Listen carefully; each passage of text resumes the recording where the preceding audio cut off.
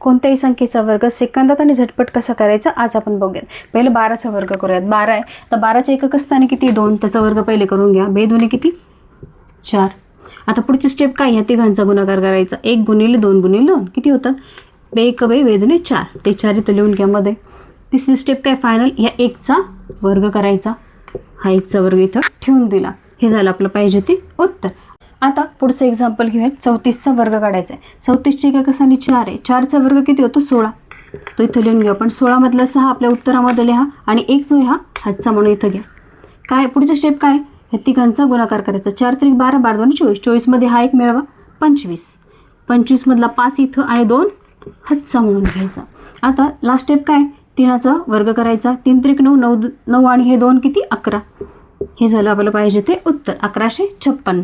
आता तुमच्यासाठी 47चा वर्ग करा आणि मला कमेंटमध्ये आन्सर लिहा.